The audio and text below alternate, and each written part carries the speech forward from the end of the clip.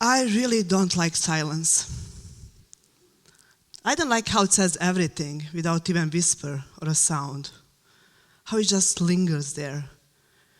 And I really don't like how we become silent when we should be anything but. And you all know what I'm talking about. But I am here to tell you a different story. The story about what happens when silence stops. It is a story about survivors of a sexualized violence in a war.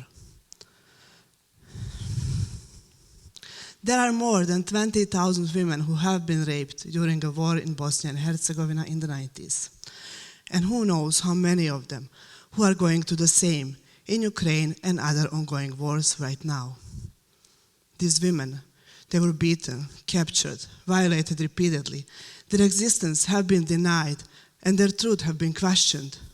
And yet, they have found the strength to share their stories, to talk to me, to talk to others, to testify. And they do so for justice, for truth, for dignity. They do that for life. I'm not going to share their stories with you, because they're not my stories to share, it's theirs. I'm just here to make sure we don't stay silent about it. I'm a part of all-female journalist team consisting of 4 individuals from Bosnia and Herzegovina, Russia, Ukraine, and Latvia. And during spring and summer, we have traveled to Bosnia and Herzegovina and to Ukraine with one idea: to capture a documentary about survival and resilience. But I have to be honest with you. As someone who experienced childhood during a war, someone who spent 4 years in basement, someone who gets anxious even when the test sirens are on in this city, this country, NATO country, Czech Republic, going to Ukraine, country at war, was not an easy thing to do. At moments, actually, it was quite scary. But this was never about me. It was always about them and their voices. And during our trips, we have talked with women who suffered rape in Bosnia and Herzegovina and in Ukraine. We have talked with the ones who are living through the consequences of those crimes and with the ones who are helping them. And what we found is that, unfortunately, it doesn't matter if it's Bosnia and Herzegovina 30 years ago or Ukraine 30 days ago. Sexualized violence in a war is still ever present. It still affects and destroys women of all ages. And this is a crime we do not pay enough attention to.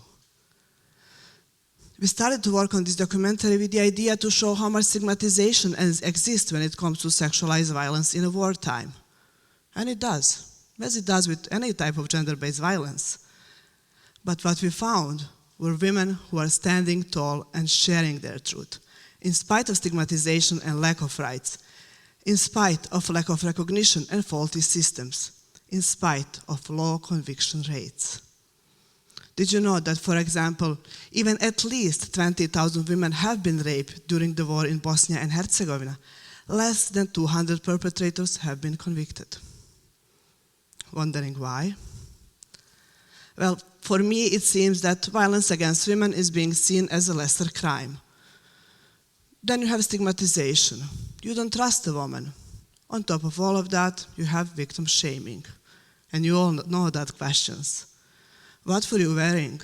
What did you do to provoke him?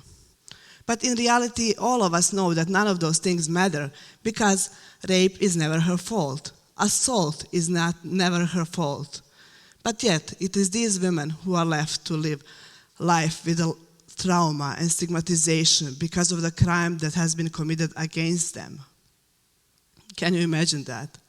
Bearing scars, trying to heal yourself, and still being met with judgmental glances for something that is not even your fault. It is not your fault, and you have to fight for some rights and recognition. In Bosnia and Herzegovina, women had to navigate through this process entirely on their own because, as one of the psychologists explained to us, they didn't have anybody close by who went through something similar, since the closest reference point was the Second World War. Today, they have opportunity to share with Ukraine knowledge they sadly had to acquire on their own. First, you don't stay silent when the crime has been committed against you. You raise your voice. But of course, not everybody can speak about the thing that happened to them. But when you do speak publicly, you are also raising awareness and helping the ones who are suffering. Second, document everything. Make an archive, testify, fight the impunity, and be there for one another. In Bosnia and Herzegovina, survivors of sexualized violence managed to get the status of a civil war victims. Children born out of the wartime rape got a possibility to have the same status. Today, they are fighting for their rights and going in front of the UN Committee Against Torture and seek reparation. But despite our idea for a more progressive world, it was actually only the International Criminal Court for former Yugoslavia, the ICTY, together with its sister court in Rwanda, that brought explicit charges for sexualized violence during a wartime. The ICTY was also the first court to ever bring charges for sexual violence and rape as a form of torture. You see, women in Bosnia and Herzegovina had to go through all of this while at the same time fighting, as one of the survivors explained to us, that switch in your head that goes off in the night when you are alone. That's strength, that's resilience. You understand why we need to talk about this. But if you are wondering, because it feels distant to you, because wars happen somewhere else, yes, okay, but violence is not. And these are the facts. 1 in 3 women has experienced physical or sexual violence at least once in her lifetime, according to UN Women. Rates for anxiety, depression, sexually transmitted diseases, along with HIV and unplanned pregnancies, are higher among women who experience violence compared to the ones that didn't. Violence against women is still happening everywhere and every day.